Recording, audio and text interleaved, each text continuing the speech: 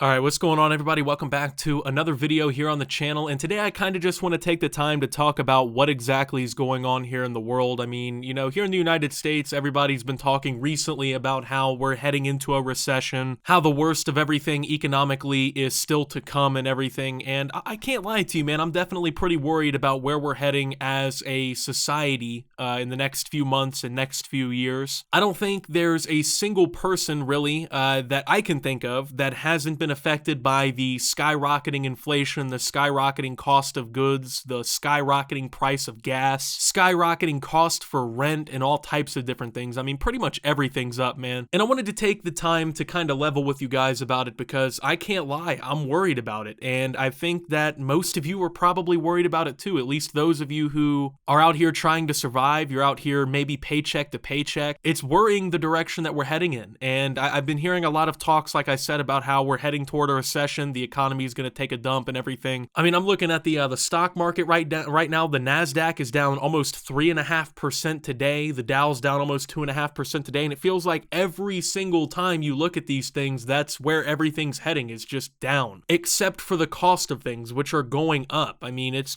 been ridiculous, man. Dust off your recession preparation handbook you used back in 2008 and 2009, as the setup exists for a severe recession not too far off in the future, warns one business cycle expert. Quote, "The job market is pretty tight, so therefore this could mean a mild recession. I don't think that's knowable just yet. One of the things that we're seeing from our research, because we do look at 22 economies around the world, is that there is a setup for a more severe recession, a more international recession. The last time that we would have had would likely have been the 1980s. Economic Recycle Research Institute co-founder Lakshman Aktuan said on Yahoo Finance Live. Signs of a brewing recession aren't too hard to spot right now. For one, headline-grabbing layoffs are on the rise. E-commerce site Stitch Fix said Thursday it will axe 15% of its corporate workforce as it deals with a slowdown in sales and increased losses. E-signature software company DocuSign said this week it would slow the pace of hiring. Electric scooter player Bird announced this week it would lay off 23% of its workforce as it clamps down on expenses. And obviously, these aren't even the only companies or anything that you've heard of in this time period that's, going to be shrinking its workforce or laying people off, or just terrible things that are kind of coming for people who already are dealing with the increasing cost of goods and all types of stuff. So today I had an appointment and I went and I had to fill my car up, of course, before I went because I was getting low on gas and whatnot. So I pulled into the gas station and I already knew I was going to get completely shellacked when I walked in there, and I put $40 on the pump, and I got back in my car after I was done filling it up, and I realized that I only filled up half the tank. And I mean, I was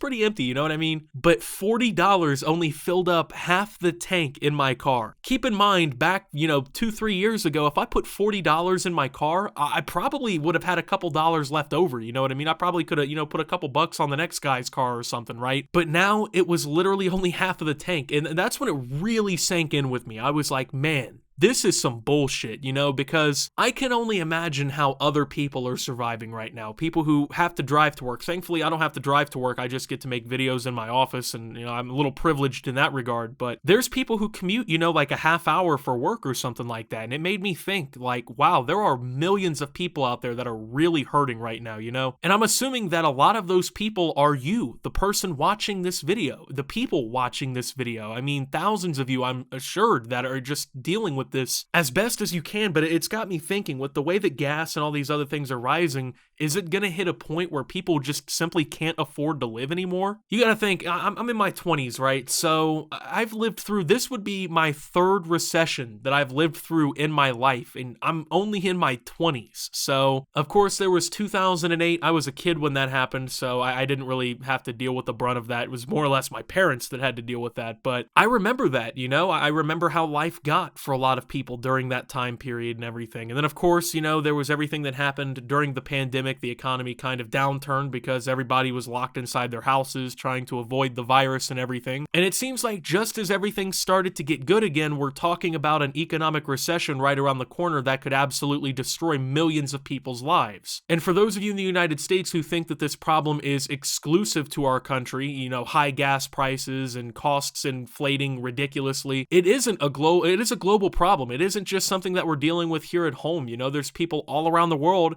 and countries all all around the world that are on the brink of a recession right now. Now, the thing is right now is, especially with like these economists and everything, I don't think they're ever really all on the same page, but they're not on the same page. There's a lot of them that are saying, hey, there's a recession imminent, we're going to end up seeing all this happen. And then, of course, there's some that are saying, oh, you know, the recession, it's overblown, it's not coming anytime soon. And I feel like for a whole new generation of Americans, Gen Z and, you know, even millennials to a certain extent, right, this is one of the first times that we've seen this kind of worry, you know what I mean? At least directly. To be sure, not every economist is in the recession camp. Goldman Sachs chief economist Jan Hatzius forecasts second quarter U.S. GDP growth of 2.8%, an improvement from a 1.5% decline in the first quarter, followed by GDP averaging 1.6% growth over the ensuing 4 quarters and no recession. Quote, while our growth forecast has been long below consensus, we believe fears of declining economic activity this year will prove overblown unless new negative shocks materialize, Hatzius wrote in a recent note to clients, quote, despite the market narrative of declining business activity and sharply lower management confidence, the activity measures of the surveys available for April and May indicate a deceleration rather than a collapse. But, I mean, at the same time, right, like these aren't the average everyday people, you know, I'm not saying that they're not struggling or anything like that, but,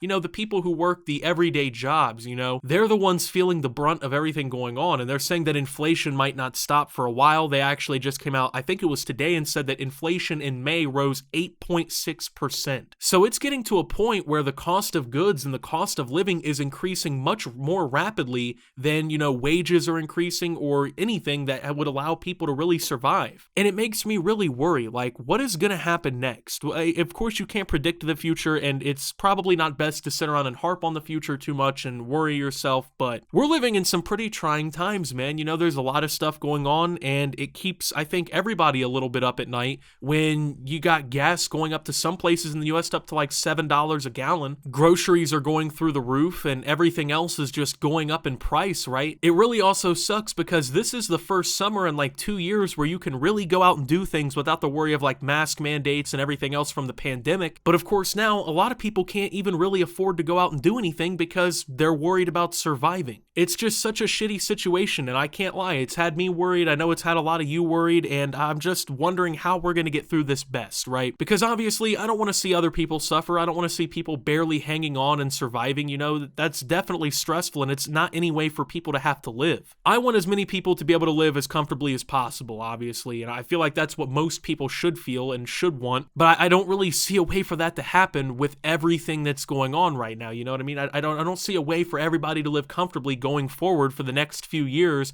if we're talking about the potential for a recession. We have massively increasing inflation and stocks are through the floor. And a lot of people say things like, oh, well, if the stock market goes down, I don't care because that's rich people losing money. That's not the case at all. Have you ever heard of a 401k? Everyday people are having their retirements completely wiped out when things like this happen. I mean, the odds that people my age even retire in the first place is already way lower than it was for like the baby boomers and whatnot. This isn't going to help any, you know what I mean? So there's just a lot of concerns, and it has me worried. I know it has a lot of you worried. So obviously I hope that we can get through this in the best way possible, but man, it's definitely been pretty stressful. So with that being said, thank you guys for watching. If you did enjoy, make sure to leave a like, subscribe if you're brand new around here on the channel, follow me over on Twitter and Facebook at @SubToOptimus. Make sure to check out Shoptimus down below, and until my next video, guys, this is Optimus, well, talking about a potential recession and signing out.